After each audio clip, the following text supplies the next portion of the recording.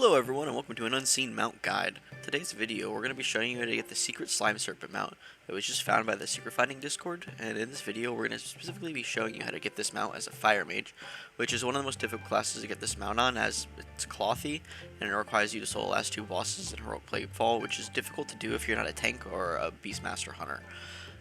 Before taking on this challenge, which could be compared to something similar like the Legion's Mage Tower, you're going to want to do a bit of prep work before jumping into it, and that's what this video is going to cover. So some things that we're going to consider are going to be talents, gear, soul binds, and then some useful potions and items that you can use along the way. Alrighty, so first things first, talents. The talents that I found were the best to use for this were Searing Touch, Blazing Soul, Rune of Power, Flame On, Ice Ward, Flame Patch, and lastly, Kindling. The reason that I decided to take talents such as Blazing Soul and Ice Ward, which aren't really used too much in PvE content, was mostly just maximize survivability during the trash and boss fights. Blazing Soul, it gives you another free blazing barrier every time you blink, which you're not going to have shimmer, so you won't have two blinks anymore, which does reduce your mobility, but I found that in these cases you're not going to be moving a lot, so just having the extra survivability from being able to blink and get the extra blazing barrier was more often than not the difference between life and death against some of the trash and more importantly the bosses. Ice Ward, it's not required, but I did find that it made some of the trash easier, as well as the second boss if you do get any ads, as it lets you just be able to CC the ads so you can get away from them a bit easier. Alright, now next we're wondering what kind of gear you might need for this. Personally, I did this as an item level 122 mage. This was mostly due to the fact that I was using an undergeared legendary, which is actually crucial for doing this run. The legendary I recommend for this is the Trirune Protector legendary, which is the one that gives you all 3 shields for the price of 1. The reason for this is because without it, the boss are going to absolutely chunk your health in seconds, making this run literally impossible without it. Alright, now lastly, most importantly, soul binds.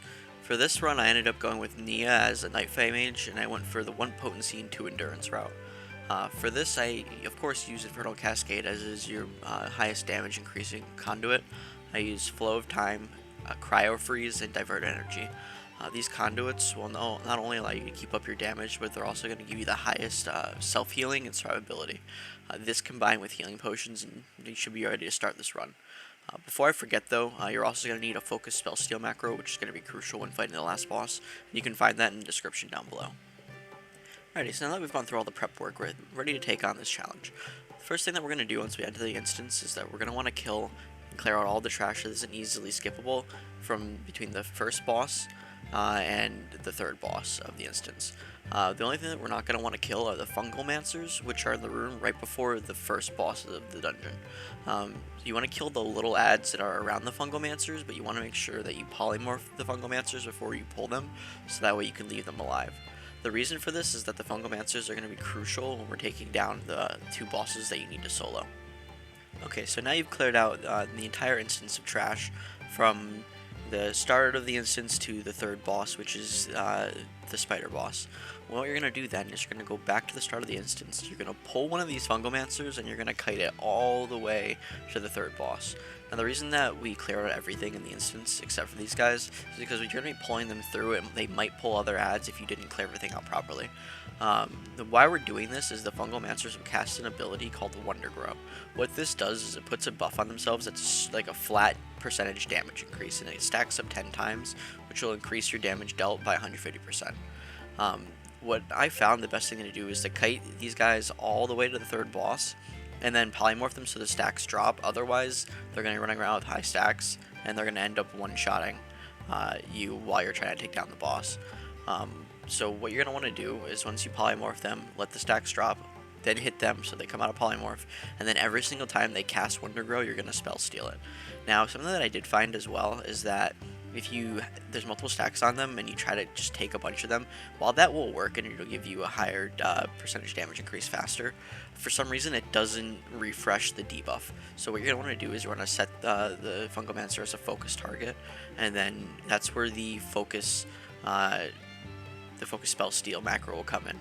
So then what you want to do is you want to make sure you're watching the Fungalmancer, and every time that it casts Wonder Grow, right after it casts Wonder Grow, you'll have about 2 to 3 seconds before your debuff falls off that you can Spellsteal it, and it'll refresh the timer. Alright, now once you've gotten all 10 stacks, what you're going to do, as soon as you get your 10th stack, you're going to pull the boss, you're going to pop combust, and you're going to nuke him down as quickly as you possibly can. You want to try to do this before the spider boss, before he summons the brood stalkers, which are going to be the little ads that spawn around the room that are invisible, and they start chunking down your health. You can survive a little bit with them alive and attacking you, which might be necessary, and I don't recommend running around and trying to round them up and kill them, as it's going to be more time effective to just nuke down the boss. By the time that she summons the ads, she should be around 10 to 20%. If not, you might need to get a little more gear and come back in here another time, as you just aren't meeting the damage requirement. I obviously recommend popping Bloodlust for this, as the prep time between this boss and the next boss, you will have it up for the next boss. Otherwise, you just need to wait for it. Alright, so once the third boss is down, you're going to proceed to the last boss room, clearing the trash up to where the boss spawns. What you want to do as well is you're going to want to CC the Fungomancer, assuming you didn't kill him while you were fighting the spider boss, which is definitely something that could possibly happen, especially if using Phoenix Flames properly. It might just cleave him down, which is perfectly okay, as there's going to be 3 to 4 of these Fungomancers at the start of the instance. So just make sure that when you're clearing all the trash, you leave all of them up, because you might end up needing an extra one. In my case, I did end up having to use 2 because I did end up killing one of them.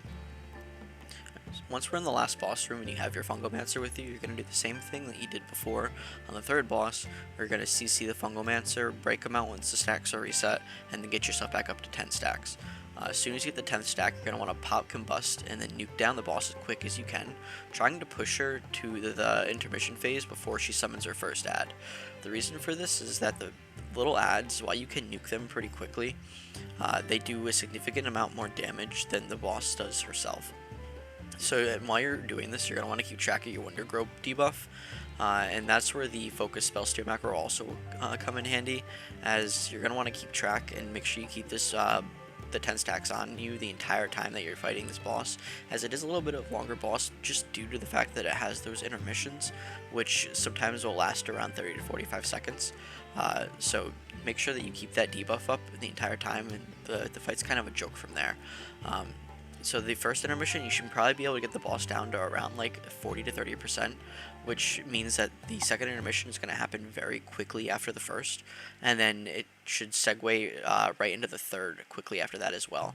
When she comes back up from the third intermission, that's the time when you're going to want to pop Lust, and then just kind of nuke the boss down from there as quickly as you can. At this point, if any ads get spawned, don't focus on the ads, you just blink around, making sure that you're staying within melee range of the boss, as her melee does significantly less damage than her ranged dot ability that she'll do if you're too far away. Once you do this, you get the boss down, then all you have to do is go back up to the third area where the third boss was, and you pet the cute slimy boy and get your mount, and that's it.